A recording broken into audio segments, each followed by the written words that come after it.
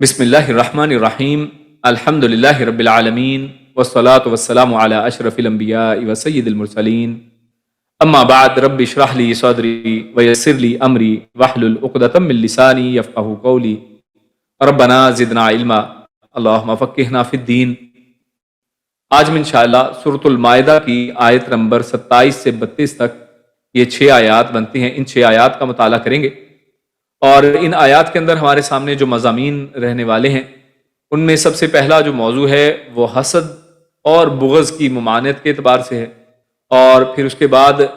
جو گناہ قتل جو ہے، قتل کا جو گناہ ہے اس سے بیزاری انسان کو اختیار کرنی چاہیے، اس سے دور رہنا چاہیے، اس کا یہاں پر تذکرہ میں ہمیں ملے گا۔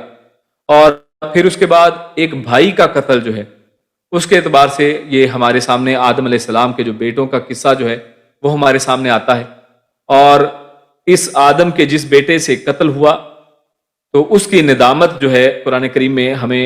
وہاں پر آیت کے اندر ملتا ہے کہ اس نے ندامت کی، تو لیکن اس کی ندامت کی حقیقت کیا تھی، وہ کس بات پر نادم تھا، ہم یہ انشاءاللہ پڑھیں گے۔ اور پھر اسی اعتبار سے آخری جو موضوع ہمارے سامنے ہے وہ دین اسلام میں انسانی جان کی جو قدر و قیمت ہے وہ اللہ رب العزت نے بیان کی ہے۔ تو درس کا آغاز ہم اپنے پہلے موضوع جس کا تعلق حسد اور بغض کی ممانعت سے ہے اس سے کرتے ہیں۔ تو سب سے پہلے قرآن کریم کی آیت، اس کی تلاوت اور اس کا لفظ بلفظ ترجمہ پڑھتے ہیں۔ اعوذ باللہ من الشیطان الرجیم وَاتْلُ عَلَيْهِمْ نَبَأَ ابْنَيْ آدَمَ بِالْحَقِّ، وَاتْلُ اور پڑھ کر سنائیے اور تلاوت کیجیے، علیہم ان کے اوپر، نبأ، نبأ خبر کو کہتے ہیں، خبر، ابنئی آدم، تو ابنئی جو ہے یہاں پر ہے تو یہ عربی زبان کے اندر بنو، بنا، بنی، یہ بنو بیٹے کو کہتے ہیں، اور بنو جو ہے یا اس کی جو 3 اس کی فارمز ہمارے سامنے آتی ہیں، تو اس کے اندر جو 2 کے لیے آنی عینی، آپ کو پتہ ہے ہم نے پڑھا تھا مثنیٰ کے لیے آنی اور عینی کی ساؤنڈ ہے،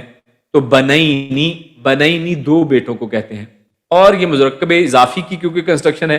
تو آخر کا نون کاٹ دیا گیا ہے، اس لیے بنینی کی بجائے بنئی صرف جو ہے وہ اس کو لکھا گیا ہے، تو بنئی آدم یعنی 2 آدم کے دونوں بیٹوں کی، یعنی اللہ رب العزت فرما رہے ہیں آپ پڑھ کر سنائیے ان پر خبر کن کی، آدم کے 2 بیٹوں کی، بالحق، حق کے ساتھ، اذ جب قربا دونوں نے قربانی کی، قربانا فتقبل من احدہما ولم یتقبل من الآخر، اذ جب قربا دونوں نے قربانی کی، قربانا قربانی، فتقبل تو قبول کر لی گئی، تو قبلہ قبول کر لی گئی، من سے، احدی ایک، ہما ان دونوں میں سے ایک کی قربانی قبول کر لی گئی، ولم اور نہ، یتقبل نہ قبول کی گئی، من الآخر دوسرے سے، قال تو اس نے کہا، لأقتلنک یعنی جس کی قربانی قبول نہیں کی گئی اس نے کہا، لا یہ لام تاکید ہے کہ ضرور بر ضرور، اقتلا میں قتل کروں گا، اقتلن میں قتل کر دوں گا، کا تمہیں میں ضرور تمہیں قتل کر دوں گا، قال تو کہا، انما یعنی اس کے سوا نہیں، یعنی بے شک، یقیناً، یتقبل قبول کرتا ہے اللہ، اللہ، من المتقین پرہیزگاروں میں سے، متقین سے اللہ رب العزت قبول کرتا ہے، تو جواباً یہ کہا گیا اس کو کہ اللہ رب العزت متقین کی قربانی قبول کرتا ہے۔ تو اب یہ آیت ہم نے جو آیت نمبر 27 پڑھی، تو اس آیت کے اندر شروع ہی میں اللہ رب العزت نے رسول اللہ صلی اللہ علیہ وسلم کو ارشاد فرمایا ہے کہ آپ ان کو، یعنی بنی اسرائیل کو اور مسلمانوں کو، یعنی جن سے بھی خطاب کیا جا رہا ہے تو پوری کی پوری امت اس میں مخاطب ہے، آپ ان کو پڑھ کر سنا دیں، لیکن خصوصاً آپ کو معلوم ہے کہ بنی اسرائیل بار بار نبی اکرم صلی اللہ علیہ وسلم کے سامنے آتے تھے مختلف طرح کے سوال لے کر، شکوک و شبہات لے کر، تو خصوصاً ان سے بھی خطاب ہے یہاں پر، اور عموماً سب سے خطاب ہے، تو فرمایا جا رہا ہے کہ وَاتْلُ آپ پڑھ کر سنائیے، علیہم انہیں، نبأ خبر، ابنئی آدم بالحق آدم کے دونوں بیٹوں کی، تو یہ آدم کے دونوں جو بیٹے ہیں یہ کون تھے، تو ان کا نام جو معروف ہے اور مشہور ہے وہ حابیل اور قابیل ہے، جبکہ یہ بات ہمیں بس ذہن میں رکھنی چاہیے، یہ کہ یہ نام جو ہے نہ کسی قرآن کریم کی آیت میں ہے نہ کسی حدیث میں ہے، بلکہ یہ معروف یہی ہے، مفسرین وغیرہ نے یہی نام ذکر کیے ہیں، لیکن قرآن و سنت سے یہ ایسے نام نہیں ہیں، تو ہم بھی یہی یعنی ریفر کریں گے حابیل اور قابیل ہی کے نام کو، کیونکہ یہی معروف ہیں، اسی انداز میں اس بات کو پہنچایا جاتا ہے، بتایا گیا ہے۔ اذ قربا قربانا، تو ہوا کیا، تو اصل میں جب قربانی کی دونوں نے ایک قربانی کرنا، فتقبل، تو قبول کر لیا گیا، من احدہما، ان دونوں میں سے کسی ایک کی۔ تو یہ نظر یا قربانی کس لیے پیش کی گئی تھی؟ دوسری بات جو ہم ہے، یعنی پہلی بات ہم نے کی کہ ان کے نام جو ہیں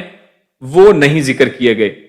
اور نہ حدیث کے اندر آئے ہیں، نہ ہی یہ نام جو ہیں وہ قرآن کریم کے اندر آئے ہیں، کیونکہ حقیقت بات تو یہ ہے کہ نام، ہم پہلے بھی بہت دفعہ بات کر چکے ہیں کہ نام امپورٹنٹ نہیں ہوتا، نام کی اہمیت نہیں ہوتی، بلکہ اصل اہم اس کا مقصد، اس کہانی کے اندر، اس واقعے کے اندر جو اصل مقصد ہے وہ بتانا مقصود ہوتا ہے۔ تو قرآن کریم نے اس لیے اکثر جگہوں پر ایسا ہی کیا ہے کہ نام ذکر نہیں کیے، تو یہاں پر بھی اس طرح سے نام ذکر نہیں کیا گیا۔ اسی طریقے سے دوسری بات جو یہاں پر ذکر نہیں ہے کہ یہ قربانی کس لیے پیش کی گئی تھی، اب اس کی بھی ڈیٹیل میں کوئی صحیح روایت ہمارے سامنے نہیں ہے، نہ قرآن کریم میں اللہ نے یہ چیز واضح ہمارے سامنے کی ہے، اس کے اوپر کوئی صحیح روایت موجود نہیں ہے۔ لیکن یہاں پر بھی مشہور یہ ہے کہ شروع میں آدم اور حوا علیہ السلام کے ملاپ سے بیک وقت لڑکا اور لڑکی پیدا ہوا کرتے تھے، یعنی جوڑے جوڑے کی شکل میں حضرت حوا جو ہیں ان کی اولاد پیدا ہوا کرتی تھی، تو دوسرے حمل سے پھر لڑکا لڑکی ہوتے، یعنی ہر حمل میں ایک لڑکا لڑکی، ایک لڑکا لڑکی، یہ جوڑے کی شکل میں۔ اور بعض اسی طرح تفسیری اور تاریخی روایات کے اندر یہ بھی آتا ہے کہ تقریباً 20 جو ہیں جوڑے، یعنی 40 لڑکے لڑکیاں آدم علیہ السلام اور حوا کی اولاد میں سے تھے۔ خیر، تو یعنی اس انداز میں جوڑوں کی شکل میں اولاد پیدا ہوتی، تو ایک حمل کے بہن بھائی کا نکاح، اور دوسرا قانون اس وقت یہ تھا، یہ بھی اہم بات ہے، وہ یہ کہ آج یہ قانون نہیں ہے، بلکہ اللہ رب العزت نے اس زمانے میں آدم علیہ السلام کو جو شریعت، جو حکم ان کو عطا فرمایا، اس وقت اللہ رب العزت کا یہ حکم یہ تھا کہ ایک حمل کے جو بہن بھائی ہیں، یعنی ایک دفعہ جو جوڑا پیدا ہوا ہے، اس کا بہن بھائی کا نکاح آپس میں نہیں ہو سکتا، بلکہ دوسرے حمل کے جو بہن بھائی ہیں ان سے کر دیا جاتا ہے۔ تو حابیل کے ساتھ پیدا ہونے والی بہن، یعنی 2 بھائی ہیں، اب دیکھیں، ایک حابیل ہے، اس کے ساتھ ایک بہن پیدا ہوئی ہے، ایک اسی طرح دوسرے حمل سے ایک اور بھائی قابیل ہے، اور اس کے حمل سے اور اس کے ساتھ ایک بہن پیدا ہوئی ہے۔ حابیل کی جو بہن ہے وہ زیادہ خوبصورت نہیں ہے، بدصورت تھی، جبکہ قابیل کے ساتھ پیدا ہونے والی بہن جو ہے وہ بڑی خوبصورت تھی۔ تو اس وقت کے اصول کے مطابق حابیل کا نکاح قابیل کی بہن سے ہونا تھا، اور قابیل کا نکاح حابیل کی بہن سے ہونا چاہیے تھا، لیکن قابیل کی کیونکہ بہن خوبصورت تھی تو وہ چاہتا تھا کہ وہ حابیل کی بہن کی بجائے اپنی ہی بہن کے ساتھ وہ نکاح کر لے۔ تو آدم علیہ السلام نے اسے سمجھایا کہ یہ شریعت نہیں ہے، یعنی اس وقت اللہ کا حکم یہ ہے، لیکن وہ نہ سمجھا۔ بالآخر آدم علیہ السلام نے دونوں کو بارگاہ الہی میں قربانیاں پیش کرنے کا حکم دیا، یعنی دونوں کو حکم دیا کہ تم اللہ رب العزت کے ہاں قربانی پیش کرو، اور فرمایا کہ جس کی قربانی قبول ہو جائے گی قابیل، تو قابیل کی بہن کا نکاح اس سے کر دیا جائے گا، یعنی اس خوبصورت بہن کی وجہ سے مسئلہ پیدا ہو رہا ہے، تو ہاں جس کی قربانی پھر ہو گئی اس کے ساتھ نکاح کر دیں گے، یعنی اللہ کی رضا پتہ چل جائے گی۔ حابیل کی قربانی قبول ہو گئی، تو لہٰذا پتہ یہ چلا کہ حابیل کی جو ہے شادی قابیل کی بہن سے ہوگی جو خوبصورت تھی، یعنی آسان سے یہ قربانی قبول کیسے، آگ آئی اور اسے اس قربانی کو کھا گئی جو اس کے قبول ہونے کی دلیل تھی۔ جیسے ہم نے پہلے بات کی ہے کہ یہ مشہور ہے بات، لیکن یہ ثابت نہیں ہے، یعنی کسی صحیح حدیث میں یہ بات ایسی نہیں ہے، لیکن واقعہ اسی طرح سے ہمیں ملتا ہے۔ تو اس آیت کو تو ہم نے پڑھ لیا، اور واقعہ کس طرح سے معروف واقعہ جو ہمارے سامنے ہے، یا پہلے سے بھی آپ نے سن رکھا ہوگا، لیکن اس آیت کا یہاں پر بیان کرنے کا مقصد کیا ہے؟ کیونکہ اللہ رب العزت کا قرآن جو بھی بات کرتا ہے وہ با مقصد ہے، اور اس کا ذکر اللہ رب العزت نے اسی آیت کے پہلے جملے کے اندر فرمایا ہے، فرمایا کہ ہم نے یہ جو آپ کی طرف یہ خبر کی ہے، وَاتْلُ، آپ اس کو تلاوت کیجئے، علیہم، جو آپ پر جو ہم نے وَاتْلُ علیہم، ان پر یہ آپ تلاوت کیجئے، نبا، خبر بنی آدم کے دونوں بیٹوں کی، بالحق، یعنی حق کے ساتھ۔ اور حق کے معنی میں مفہوم کے اندر مفسرین یہ کہتے ہیں کہ حق کا مطلب یہ ہے کہ جو چیز فضول نہ ہو، جو بے مقصد نہ ہو، بلکہ یہ با مقصد چیز ہے، اور اس واقعے کو اس انداز میں بیان کیجئے کہ جس کا ایک مقصد ہو، میننگ فل۔ صرف یہاں پر سٹوری ٹیلنگ مقصد نہیں ہے کہ قرآن کریم آپ کو صرف واقعات سنا رہا ہے، واقعات بس لکھے جا رہے ہیں، نہیں، بلکہ اس کے اندر ایک حق ہے، اس کے اندر ایک سچی بات ہے، اس کے اندر ایک مورل ہے، اور وہ مورل ہم بات کر رہے ہیں کہ وہ اصل میں کیا ہے۔ تو اس واقعے کو یہاں پر بیان کرنے کا مقصد میں ایک یہ ہے، یعنی مختلف مقاصد ہیں، ان میں سے ایک یہ کہ رسول اللہ صلی اللہ علیہ وسلم کو تسلی دی جائے۔ اور وہ کیا تسلی ہے؟ کہ جس شخص کو بھی اللہ تعالیٰ نے دینی اور دنیاوی نعمتوں سے نوازا ہے، جیسا کہ رسول اللہ صلی اللہ علیہ وسلم کو اللہ نے نوازا، اللہ کے نبی صلی اللہ علیہ وسلم کو اللہ رب العزت نے خلق میں سے جتنی بھی چیزیں اللہ نے پیدا کی ان میں سب سے بہترین پیدا کیا ہے. اور اسی طرح اللہ رب العزت نے آدم کی اولاد میں جو سب سے بہترین انسان پیدا کیا ہے وہ پیارے رسول صلی اللہ علیہ وسلم کو پیدا کیا ہے. اور اسی طرح اللہ کے نبی صلی اللہ علیہ وسلم کو اللہ رب العزت نے سید الانبیاء والرسل بنایا ہے کہ آپ انبیاء کے بھی جو ہیں سردار ہیں، ان کے امام ہیں. تو یہ نعمتیں بہت بڑی نعمتیں ہیں. تو اللہ رب العزت نے دینی اور دنیاوی نعمتوں سے جس شخص کو بھی نوازا ہے، لوگ اس سے ہمیشہ حسد اور بغض سے پیش آتے رہے ہیں. اور آپ کے سامنے ہی ہے کہ یہود کا بھی یہی طرز عمل تھا، نصارہ عیسائیوں کا بھی یہی طرز عمل تھا، صرف حسد اور بغض کی بنیاد پر کہ یہ ہماری بنی اسحاق کی لڑی میں سے، ہمارے اس کے اندر آف سپرنگ میں سے کیوں پیدا نہیں ہوئے، یہ بنی اسماعیل میں سے کیوں پیدا ہو گئے.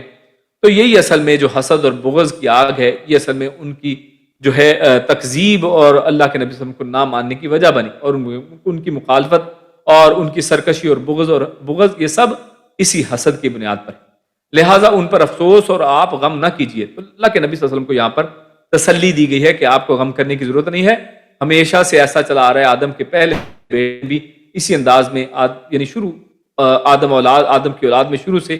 یہ حسد اور بغض جو ہے وہ چلا آ رہا ہے. آپ کو ایسا اس کے اوپر افسوس کرنے یا غم کرنے کی ضرورت نہیں،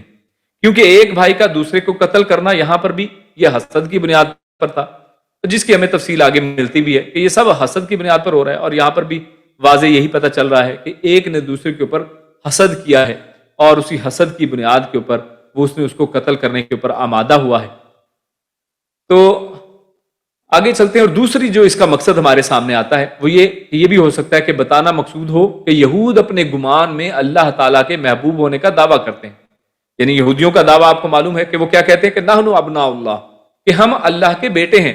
وَأَحِبَّاؤُهُ، اور ہم اللہ کے سب سے زیادہ پیارے ہیں. یعنی ان کا یہ دعویٰ ہے. اور انبیاء کی اولاد ہونے پر ان کو فخر تھا، مگر کفر اور حسد اور اناد دشمنی کی بنیاد پر اس کے ساتھ یہ جو نسبی شرف ہے، یہ جو تعلق ہے نبیوں کے ساتھ، یہ نبیوں کی لڑی کے اندر سے ہونا جو ہے ان کے لیے یہ کسی فائدہ کا باعث نہیں ہے. اس سے ان کو کوئی فائدہ حاصل ہونے والا نہیں ہے. آدم کے دو بیٹوں کا قصہ اس پر شاہد ہے کہ دونوں کس کے بیٹے ہیں؟ دونوں ایک نبی کی اولاد ہیں. لیکن نبی کی اولاد میں سے بھی اس نبی کی اولاد ہونا، نبی کے ساتھ تعلق ہونا، یہ کسی طرح سے بھی فائدہ نہیں دینے والا ہے. یہ حسد کی بیماری، بغض کی بیماری، یا اسی طرح یہ جو قتل کا گناہ ہے، یہ اور کسی انسان کی معافی یا تلافی اس بنیاد پر نہیں ہوتی ہے کہ ہاں اس شخص کے اس گناہ سے اس کو معاف کر دیا جائے کہ یہ نبی کا بیٹا ہے، ایسا نہیں. تو لہٰذا کسی شخص کا، یہود کا یہاں پر خصوصاً، کہ یہ اپنے آپ کو سمجھنا کہ ہم اللہ کے محبوب ہیں، ہم اللہ کے بیٹے ہیں، جیسے ہم نے پہلے سورۃ المائدہ ہی کی آیت نمبر 18 میں پڑھا تھا. تو یہ سب اصل میں اس جو اپنا ایک کفر اور حسد اور اناد ہے ان کا، اور ان کا اپنا غرور اور تکبر ہے، یہ اصل میں اس کو بھی ذہن میں رکھیں. تو یہ بھی اس کا مقصد یہاں سے نکلتا ہے. حسن بصری رحمہ اللہ فرماتے ہیں کہ دونوں آدمی بنی اسرائیل سے تھے. ہم پہلے پڑھائے ہیں کہ جو مشہور واقعہ ہے وہ تو یہی کہتا ہے کہ وہ آدم علیہ السلام کے دو بیٹے تھے. لیکن حسن بصری سے یہ بھی منقول ہے کہ دونوں آدمی بنی اسرائیل کے دو آدمی تھے. یہود کا حسد بیان کرنے کے لیے اللہ تعالیٰ نے بطور مثال یہ واقعہ بیان کیا ہے، اور اس کی دلیل اس قصے کے آخر میں آنے والی آیت ہے. یعنی وہ آیت کو بھی دلیل بناتے ہیں. وہ کہتے ہیں کہ آگے جو آیت آ رہی ہے، آیت نمبر 32، اس میں اللہ فرماتا ہے من اجل ذالک کتبنا علی بنی اسرائیل، اس قصے ہی کی وجہ سے ہم نے بنی اسرائیل پر یہ فرض کر دیا، یہ لکھ دیا. تو وہ اس سے انہوں نے یہ ایک گمان کیا ہے کہ یہ اس کا تعلق بنی اسرائیل ہی کے کسی دو آدمیوں کے ساتھ ہے جس کا واقعہ یہاں پر بیان کیا گیا ہے. مگر جو صحیح بات ہے، جو زیادہ بہتر معلوم ہوتی ہے، وہ یہی کہ صحیح بخاری اور مسلم کی ایک حدیث کی وجہ سے یہ بات جو اوپر حسن بصری سے منقول ہے یہ درست معلوم نہیں ہوتی، اور زیادہ درست بات ڈیفرنٹ ہے کہ آپ صلی اللہ علیہ وسلم نے ارشاد فرمایا کہ جو شخص بھی ظلم سے قتل کیا جاتا ہے، یعنی جس شخص کے اوپر بھی ظلم کرتے ہوئے قتل کیا گیا، جس کو قتل کیا گیا، اس کے خون ناحق کا بوجھ آدم علیہ السلام کے پہلے بیٹے پر بھی ہوتا ہے، کیونکہ وہ پہلا شخص تھا جس نے قتل کا کام شروع کیا. تو اس بخاری اور مسلم کی حدیث سے ہمارے سامنے یہ بات واضح ہو گئی کہ آدم ہی کے بیٹے تھے، نہ کہ بنی اسرائیل کے کوئی عام دو آدمی. تو یہ چیز ہمیں یہاں سے کلیئر ہو جاتی ہے. آگے چلتے ہیں. آگے اللہ فرماتا ہے انما یتقبل اللہ من المتقین، کہ جب قابیل نے یہ بات کی قربانی اپنی قبول نہ ہونے پر کہ میں تمہیں قتل کر دوں گا، تو اس کے اوپر حابیل نے کیا کہا؟ انما یتقبل اللہ من المتقین، یعنی اللہ رب العزت جو ہے وہ صرف متقین سے قبول کرتا ہے، متقین کے علاوہ کسی سے قبول کرتا بھی نہیں ہے. یعنی تم بھی اگر اللہ کی نافرمانی سے بچتے اور اللہ سے ڈرتے، اللہ کا تقوی اختیار کرتے تو تمہاری قربانی بھی قبول ہو جاتی. یعنی تم مجھ پہ غصہ کیوں ہو رہے ہو؟ تمہیں یہ غصہ کیوں ہے کہ تمہاری قربانی قبول نہیں ہوئی؟ اس کا تعلق تو تقوی کے ساتھ ہے. جس نے اللہ کے خوف سے، اللہ سے ڈرتے ہوئے، یعنی اللہ کی شریعت کے اوپر عمل کرنے کے لیے یہ قربانی اپنے یعنی والد آدم علیہ السلام کے حکم سے، جنہوں نے اللہ ہی کے حکم کے مطابق اپنے بیٹوں کو یہ حکم دیا کہ تم یہ نظر پیش کرو، تو یہ تو اللہ کا حکم تھا. تو یہی اللہ کا خوف ہے کہ اللہ کے حکم کے اوپر تعمیل کی جائے، اس کے اوپر عمل کیا جائے. تو اگر تم بھی اللہ سے ڈرتے تو تمہاری بھی قربانی قبول ہو جاتی. تو پتہ چلا کہ نافرمان اور اللہ کا خوف نہ رکھنے والے کو اپنی نظر اور اپنے اندر جو ہے وہ تقوی پیدا کرنا چاہیے، ورنہ قربانی قبول نہیں ہوگی. حال ہی میں آپ سب جانتے ہیں، ہم سب یعنی حج کے مہینے کے اندر، ذوالحجہ کے اندر قربانیاں کر کے آئے. اور ایک مومن کی جو پوری کی پوری زندگی جو ہے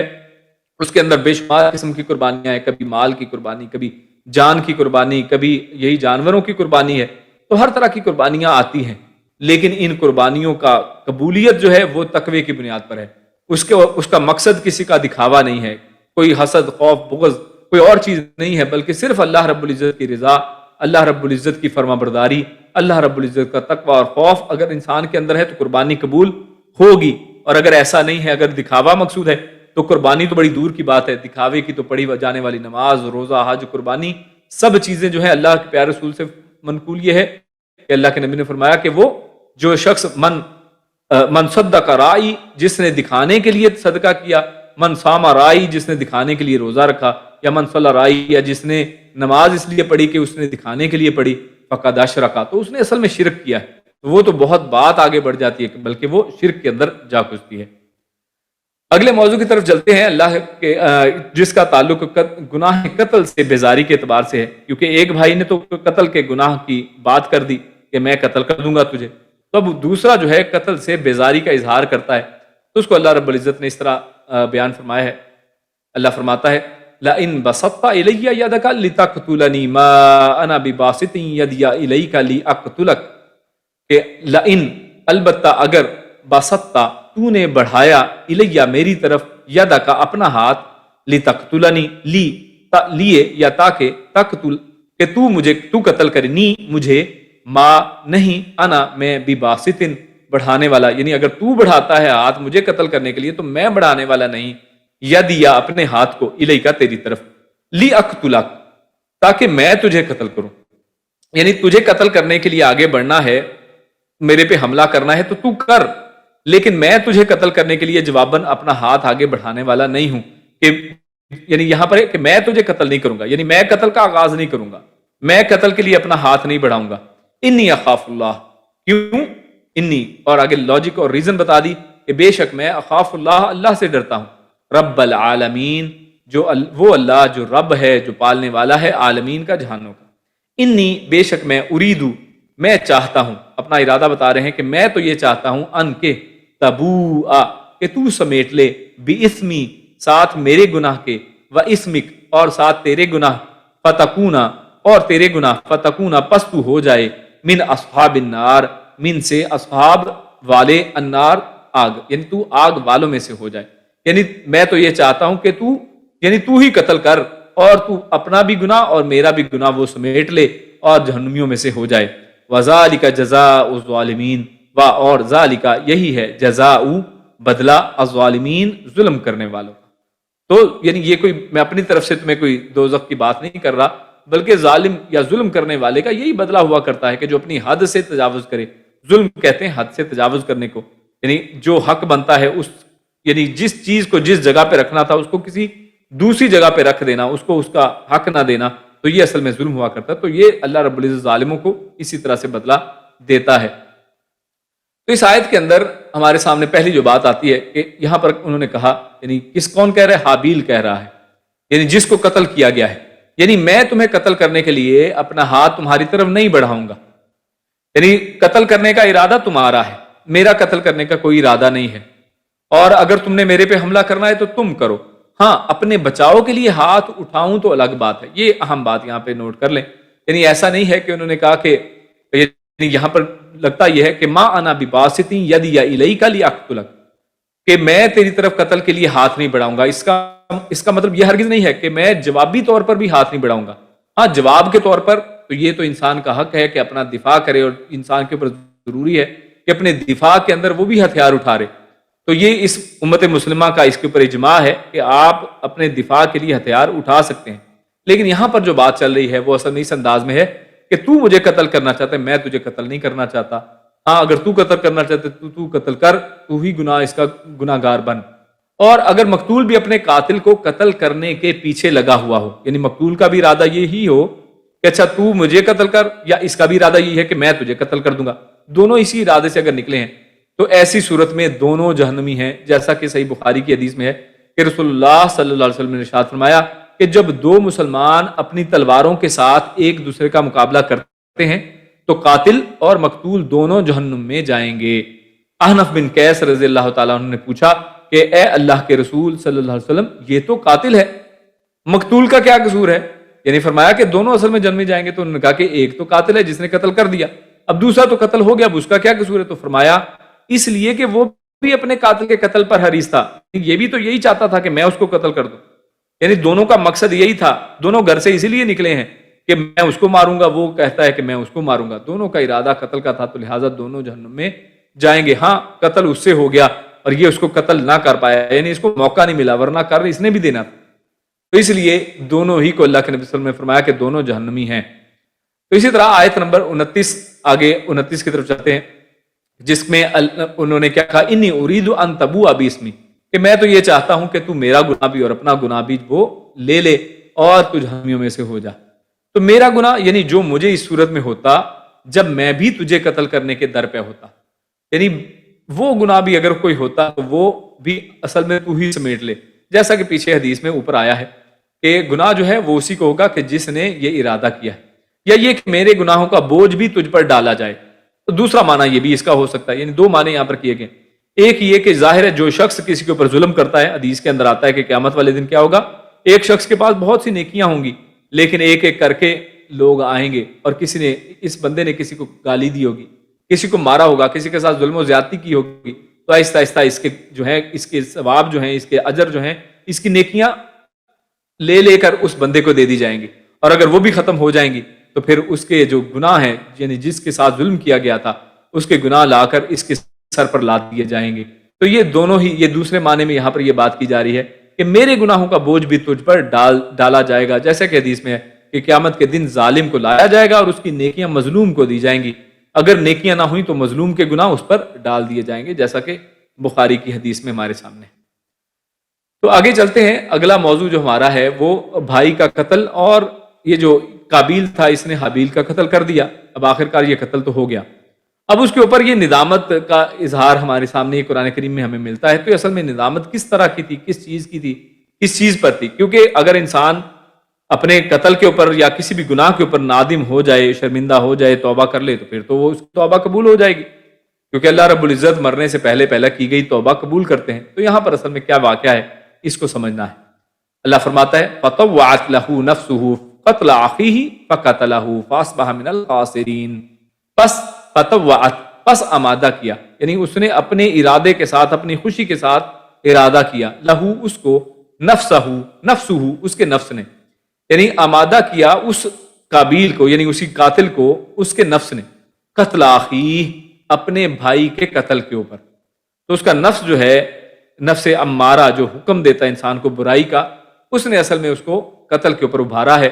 فَقَتَلَهُ، تو اس نے اسے قتل کر دیا. فَأَصْبَحَ، تو پھر وہ ہو گیا من الخاسرین، خسارہ پانے والوں میں سے. فَبَعَثَ اللَّهُ غُرَابًا يَبْحَثُ فِي الْأَرْضِ لِيُرِيَهُ كَيْفَ يُوَارِي سَوْءَةَ أَخِيهِ قَالَ يَا وَيْلَتَا أَعَجَزْتُ أَنْ أَكُونَ مِثْلَ هَذَا الْغُرَابِ فَأُوَارِيَ سَوْءَةَ أَخِيهِ. فبعث، پھر بھیجا، اللہ نے، غرابن، ایک کوے کو،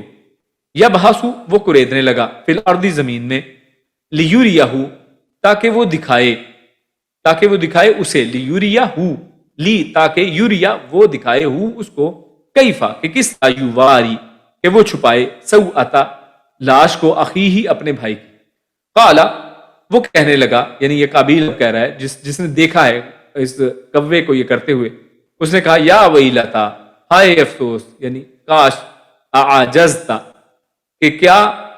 یہ سوالیہ ہے، عجزت میں عاجز ہو گیا، یعنی کیا میں اتنا عاجز ہو گیا، ان کے اکونا کہ میں ہو جاتا،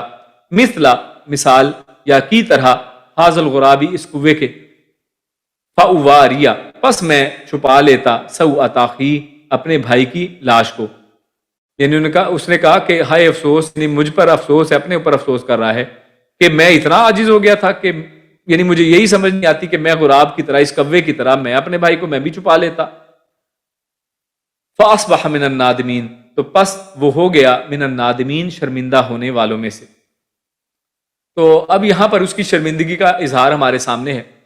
فاصبح من الخاسرین، پہلے شروع میں یہ ہے کہ فطوعت له نفسه قتل اخیہ، کہ سب سے پہلے تو یہ کہ اس کے نفس نے اس کو آمادہ کر دیا، یعنی وہ جس کا اس نے ارادہ کیا تھا کہ میں تجھے قتل کر دوں گا، اب وہ اس کے اوپر راضی ہو گیا، اب اس کے اوپر بالکل آمادہ ہو گیا، اور آخر کار اس نے اس کا قتل کر دیا، اور یہ قتل کرنے کے بعد وہ خسارہ پانے والوں میں سے ہو گیا یہ، اور اس کی دنیا میں بھی بربادی ہو گئی اور آخرت میں بھی سخت عذاب کا مستحق ٹھہرا۔ تو خسارہ جو ہے یہ صرف اخروی خسارہ نہیں بلکہ ہر دو جہاں کا خسارہ ہے، کیونکہ ہر بعد والے قتل کا گناہ اس کی گردن پر بھی ہوگا۔ تو اس کا مطلب یہ کہ دنیا کے اندر بھی جو کچھ بھی قتل ہو رہے ہیں سب کا بھی گناہ اس کے اوپر ہے، جیسا کہ پہلے ہم نے حدیث میں پڑھا۔ امام ابن کثیر فرماتے ہیں کہ ظاہر بات یہ معلوم ہوتی ہے کہ قابیل کو حابیل کے قتل ناحق کی سزا دنیا میں ہی فوری طور پر دے دی گئی تھی۔ حدیث میں آتا ہے، اور ابن کثیر اور احسن البیان وغیرہ کے حوالے سے حدیث ہمارے سامنے آتی ہے کہ نبی اکرم صلی اللہ علیہ وسلم نے فرمایا کہ ظلم و زیادتی اور قطع رحمی پر، یعنی قطع رحمی پر، اور قطع رحمی کیونکہ ظلم بھی ہے اور زیادتی بھی ہے، تو فرمایا کہ قطع رحمی پر دونوں گناہ اس بات کے زیادہ لائق ہیں کہ اللہ تعالیٰ ان کے کرنے والوں کو دنیا میں ہی جلد سزا دے دے۔ اللہ کے نبی کیا فرما رہے ہیں کہ ظلم و زیادتی یعنی اور قطع رحمی، یہ دونوں گناہ اس بات کے زیادہ لائق ہیں کہ اللہ تعالیٰ ان کے کرنے والے کو دنیا میں ہی جلد سزا دے دے، تاہم آخرت کی سزا اس کے علاوہ اس کے لیے الگ ہوگی جو انہیں وہاں بھگتنی ہوگی۔ یعنی اللہ رب العزت دنیا ہی کے اندر زیادتی کرنے والے، ظلم کرنے والے اور قطع رحمی کرنے والے کے اوپر اللہ رب العزت جو ہے وہ دنیا ہی میں اس کو سزا دے دیتے ہیں، اور آخرت کی سزا تو ہے ہی۔ اور قابیل میں تو یہ دونوں ہی چیزیں تھیں، یعنی اس نے قطع رحمی بھی کی، اپنے سگے بھائی کا قتل کیا ہے، اور ظلم اور زیادتی بھی کی ہے، تو یہ دونوں گناہ کیونکہ اس کے اندر شامل ہو گئے تھے، لہٰذا اس لیے اس کو دنیا کے اندر یہ جو سزا کی بات کی گئی ہے تو یہ اس کے اوپر دلیل پیش کی گئی ہے۔ اسی طرح آیت نمبر 31 میں اللہ رب العزت جو آگے وہ جو غراب اور کوے کا واقعہ بیان کیا گیا کہ کوے نے زمین کو کریدا اور کریدنے لگا، اور پھر اس نے اپنے جو ایک مردہ تھا اس کو اس نے دفن کر دیا، اس کو چھپایا، اور اپنے بھائی کی لاش کو اس نے چھپا دیا اس کے اندر۔ تو اس کو دیکھ کر اس نے کہا کہ کاش، یعنی میرے اوپر افسوس ہے کہ میں اس کوے کی طرح بھی نہ ہو پایا کہ میں بھی اپنے بھائی کو اس طرح چھپا دیتا۔ تو یہاں پر اللہ رب العزت نے فَبَعَثَ اللَّهُ غُرَابًا يَبْحَثُ فِي الْأَرْضِ، یعنی قرآن کے ظاہر الفاظ سے جو معلوم ہوتا ہے وہ یہی ہے کہ کوے کو زمین کو ریتتے دیکھا تو اس نے سمجھ لیا کہ مجھے بھی اصل میں دفن کرنا چاہیے، یعنی یہ اصل میں اس کو ایک سامپل دکھایا گیا کہ یہ دفن کرنے کا ایک طریقہ ہے، اور کیونکہ یہ پہلی ایک لاش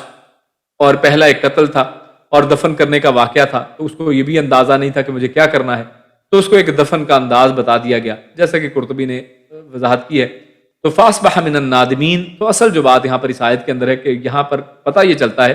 کہ یہ نادم ہو گیا تھا، یہ شرمندہ ہو گیا تھا، لیکن یہ شرمندگی کس بات پر تھی؟ تو اصل میں شرمندگی وہ بھائی کے ایک تو مرنے کے اوپر کہ یہ بھائی میرا مر گیا ہے، اور مرنے کے بعد کرنا کیا ہے اس کا، اس کے اوپر شرمندگی تھی کہ مجھے تو یہ بھی نہیں پتا کہ میں اس کا کیا کروں،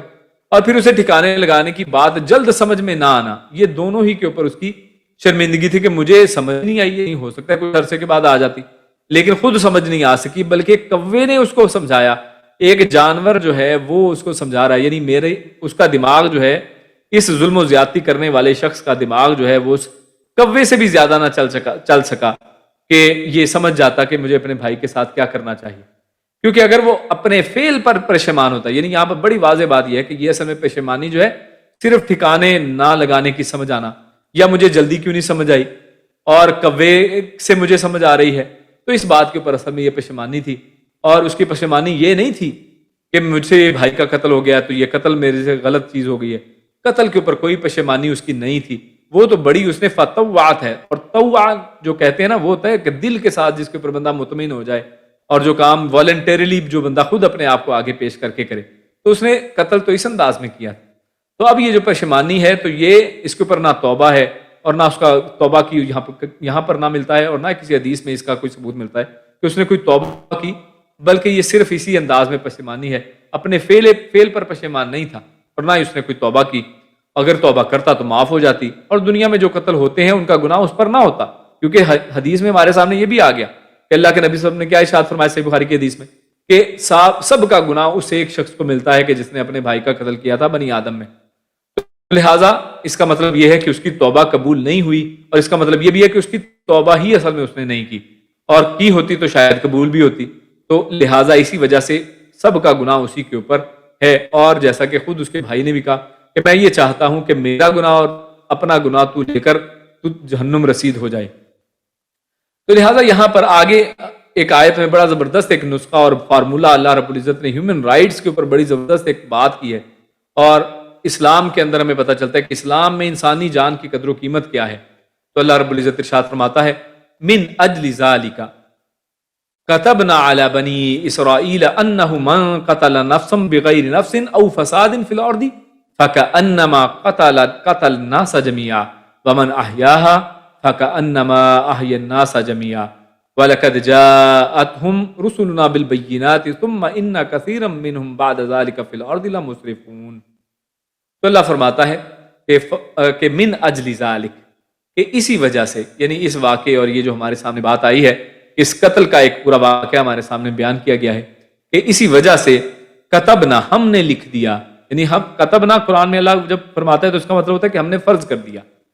اللہ نے کیا فرض کیا؟ علی بنی اسرائیل، بنی اسرائیل کے اوپر، انہ بے شک ہو، یہ یقینی بات ہے کہ من قتل نفسا، من جس نے قتل کیا۔ اب یہ دیکھیں قتل کیا ہے؟ فعل ماضی کی گردان میں، قتل قتلو، تو قتل واحد مذکر غائب کے لیے ہے، یعنی جس کسی نے بھی قتل کیا، نفسن کسی جان کو، بغیر نفسن بغیر کسی جان کے، یعنی کسی کے بدلے کے بغیر، یعنی بدلے میں قتل کرنا تو خود قرآن میں حکم ہے کہ قصاص کے طور پر، بدلے کے طور پر حکومت چاہے تو پکڑ کے قتل کر سکتی ہے، یا انسان اگر اپنی جان کو بچاتے ہوئے اگر قتل ہو جائے تو وہ تو ایک اور بات ہے۔ لیکن جس نے کسی جان کے بغیر کسی جان کو قتل کیا، او فساد، یا پھر فساد مچانے کی خاطر قتل کیا، یعنی مقصد ہی فساد ہے، فی الارض زمین میں، فکأنما، تو کأنما، کا ہے یہ، یعنی طرح کے لیے، کسی چیز کی جیسا کے لیے، انما کہ بے شک وہ ہو، کہ گویا کہ وہ ہو، قتل اس نے قتل کیا، الناسا لوگوں کا، جمیعاً سب کے سب، یعنی وہ پھر شخص جس نے فساد کی خاطر یا کسی بدلے کے بغیر کسی شخص کا قتل کیا، تو گویا وہ اس طرح سے ہے کہ جیسے اس نے پوری انسانیت کا قتل کر دیا ہے۔ ومن احیاہا، اور من جس نے احیاہا اسے زندگی دی، احیا زندگی دی یا زندہ کیا، ہا اس کو، یعنی جس نے ایک نفس کو بچایا، فکأنما تو بھی وہ بھی ایسا ہے گویا کہ احیا اس نے زندگی دی، الناسا لوگوں کو، جمیعاً سب کے سب، یعنی سب لوگوں کو زندہ کر دیا۔ وَلَقَدْ اور لقد البتہ تحقیق، یعنی یقیناً، جاءتہم آئے ان کے پاس، رسولنا ہمارے رسول، بالبینات واضح دلائل کے ساتھ، ثم پھر، ان بے شک، کثیراً اکثر، منہم ان میں سے، بعد ذالک اس کے بعد، فی الارض زمین میں، لمسرفون یقیناً، لا تاکید کے لیے ہے، مسرفون اسراف کرنے والے، حد سے بڑھنے والے، یعنی اللہ فرماتا ہے وَلَقَدْ جَاءَتْهُمْ رُسُلُنَا بِالْبَيِّنَاتِ کہ یقیناً ان کے پاس آئے ہمارے رسول واضح دلائل لے کر، ثُمَّ إِنَّ كَثِيرًا مِّنْهُمْ بَعْدَ ذَلِكَ فِي الْأَرْضِ لَمُسْرِفُونَ پھر بھی ان کے آنے کے باوجود بھی اکثر ان میں سے جو ہیں زمین میں حد سے گزرنے والے ہیں، یعنی پھر بھی وہ حد کا پاس نہیں کرتے، جیسے کہ آدم علیہ السلام نے پچھلے واقعے میں ہمارے سامنے آیا کہ اللہ کا فرمان بتا دیا کہ آپ قربانی دو، اللہ کے لیے نظر دو، لیکن اس کے باوجود نظر نہیں دی اور نافرمانی کی۔ تو یہاں پر بھی نبی کے آنے کے بعد، انبیاء کے آنے کے بعد پھر بھی لوگ جب حد سے بڑھتے ہیں تو ان کے بارے میں اللہ رب العزت بیان فرما رہے ہیں۔ تو یہ جو آج کی ہماری آخری آیت ہے، اس میں اللہ رب العزت کیا ارشاد فرماتا ہے، من اجل ذالک کتبنا علی بنی اسرائیل۔ تو پہلی بات تو یہ کہ سلیمان بن ربیعہ کہتے ہیں کہ میں نے حضرت حسن بصری رحمہ اللہ سے پوچھا کہ یہ آیت ہمارے لیے بھی ہے، کیونکہ دیکھیے اس میں ذکر کیا ہے، کتبنا علی بنی اسرائیل، کہ ہم نے بنی اسرائیل کے اوپر یہ فرض کر دیا، ان کے اوپر لکھ دیا۔ تو کیا یہ آیت صرف بنی اسرائیل کے لیے ہے کہ ان میں اگر کوئی شخص ایک قتل کرتا ہے تو سمجھو اس نے سب کو قتل کر دیا، اور جو کسی ایک کو بچاتا ہے تو سمجھے کہ اس نے سب کو بچا لیا؟ تو کیا یہ بنی اسرائیل کے لیے آیت ہے؟ تو انہوں نے فرمایا کہ ہاں، تو جس طرح یعنی ہمارے لیے بھی ہے، تو جس طرح بنو اسرائیل کے لیے تھی۔ تو حسن بصری فرماتے ہیں کہ ہاں، قسم ہے اس ذات کی جس کے سوا کوئی معبود نہیں، بنو اسرائیل کے خون اللہ کے ہاں ہمارے خونوں سے زیادہ قابل احترام نہیں تھے، یعنی ان کے خون یا ان میں اور ہمارے میں کوئی خاص فرق نہیں ہے کہ ان کے خون زیادہ قابل احترام تھے، جن کے بارے میں اللہ نے کہا ہو کہ ان کا قتل تو بڑی بات ہے، لیکن ہمارے میں کسی کا قتل کوئی بڑی بات نہیں ہے، نہیں، بلکہ انہوں نے کہا کہ ہاں یہ سب کے لیے ہے، یہ بنی اسرائیل کے لیے بھی آیت ہے اور ہمارے لیے بھی آج یہ آیت ہے۔ یعنی اس آیت کے اندر جو اللہ رب العزت نے میسج دیا ہے کہ جو شخص کسی ایک شخص کو بھی غیر کسی حق کے قتل کرتا ہے اور یا پھر فساد مچانے کے لیے قتل کرتا ہے، تو اس نے ایسے کیا پوری انسانیت کا قتل کیا۔ تو اس سے اندازہ لگایا جا سکتا ہے کہ اللہ کے ہاں انسانی خون کی کتنی اہمیت اور تقریب ہے، اور یہ اصول صرف بنی اسرائیل ہی کے لیے نہیں تھا، اسلام کی تعلیمات کے مطابق یہ اصول ہمیشہ کے لیے ہے۔ وَمَنْ أَحْيَاهَا فَكَأَنَّمَا أَحْيَا النَّاسَ جَمِيعًا، یعنی اگر ایک شخص کو مرنے سے بچا لے گا تو اس کا ثواب اتنا ہے کہ گویا سب کو بچا لیا، اور اگر ایک شخص کو قتل کرتا ہے تو گویا اس نے اتنا بڑا گناہ کما لیا ہے کہ جیسے سب کو اسی ہی نے قتل کیا ہے، جس کی مثال ہمارے سامنے یہ قابیل کے واقعے میں آئی کہ اللہ کے نبی نے کیا فرمایا کہ سب کے یعنی جو قیامت تک جو قتل ہوتے ہیں ان کا گناہ، اس کا ایک حصہ جو ہے وہ قابیل یا آدم علیہ السلام کے اس بیٹے کو بھی جاتا ہے، یعنی کتنا بڑا یہ گناہ ہے یہ قتل کرنا۔ اللہ فرماتا ہے وَلَقَدْ جَاءَتْهُمْ رُسُلُنَا بِالْبَيِّنَاتِ، اگلے حصے میں اللہ فرماتا ہے کہ اس میں کہ ہم نے یقیناً البتہ تحقیق ان کے پاس یعنی بنی اسرائیل کے پاس ہمارے بھیجے ہوئے رسول آئے۔ تو اس میں یہود کو تنبیہ اور ملامت ہے کہ ان کے پاس انبیاء دلائل لے کر آتے رہے، لیکن ان کا رویہ ہمیشہ حد سے تجاوز کرنے والا ہی رہا، یعنی وہ ہمیشہ مسرفون میں سے رہے، حد سے بڑھنے والوں میں سے رہے۔ حالانکہ اللہ رب العزت نے جتنے نبی ان بنی اسرائیل یہود کے اندر بھیجے ہیں، اتنے نبی کسی اور کے اندر، کسی اور امت کے اوپر، قوم کے اوپر نہیں بھیجے ہیں، بے شمار، ایک پے در پے ایک کے بعد دوسرا نبی ہے، لیکن یہ لوگ اپنے حد سے تجاوز کرنے کو نہیں چھوڑا۔ اس کے ساتھ ساتھ اس میں گویا نبی اکرم صلی اللہ علیہ وسلم کو تسلی بھی اللہ نے دی ہے کہ یہ آپ کو قتل کرنے اور نقصان پہنچانے کی جو سازش کرتے رہتے ہیں، اور بے شمار سازشیں تو ہم نے پچھلی ایک دو صورتوں کے اندر ہم نے پڑھی ہیں کہ یہ اللہ کے نبی کو قتل کرنے کی بے شمار سازشیں کرتے رہتے تھے، تو اللہ کے نبی کو بتایا جا رہا ہے کہ یہ کوئی نئی بات نہیں ہے، ان کی ساری تاریخ ہی مکر و فساد سے بھری ہوئی ہے۔ آپ بہرحال اللہ پر بھروسہ رکھیں جو خیر الماکرین ہے، یعنی اللہ رب العزت کی تدبیروں کو آپ سمجھ نہیں سکتے، اللہ رب العزت ان کا خود ہی جو ہے کوئی نہ کوئی بندوبست کر لے گا، آپ اللہ پر بھروسہ رکھیں۔ تمام سازشوں سے بہتر تدبیر کرنے والا جو ہے وہ اللہ رب العزت کی ذات ہے، لہٰذا ان کا تو طریقہ کار ہی یہی ہے، یہ تو ہمیشہ حد سے گزرنے والے ہیں، لیکن آپ اپنے مشن کو جاری رکھیں اور آپ ایک امن والا جو مذہب ہے، امن والا جو دین ہے، امن والا جو میسج اور پیغام ہے، اس کو لے کر آگے بڑھتے رہیں۔ اللہ رب العزت سے دعا ہے کہ اللہ رب العزت ہم سب کو بھی یہی ایمان اور اسلام کا جو امن والا جو پیغام ہے اس کو دنیا کے آخر کونے تک پہنچانے کی توفیق عطا فرمائے، اس میں ہمارا حصہ جو ہے اللہ رب العزت اس کو حصہ رکھے کہ ہم لوگ بھی لوگوں کے لیے، لوگوں کے فساد کی بجائے لوگوں کے اندر اصلاح کا باعث بنے۔ اللہ رب العزت نے ایک عمل اور اچھی سمجھ کی توفیق عطا فرمائے۔ سبحان ربک رب العزت عما یصفون وسلام علی المرسلین والحمد للہ رب العالمین۔ جزاکم اللہ خیر وبارک اللہ فیکم۔ سبحانک اللہم وبحمدک اشہد ان لا الہ الا انت استغفرک واتوب الیک۔ السلام علیکم ورحمۃ اللہ وبرکاتہ۔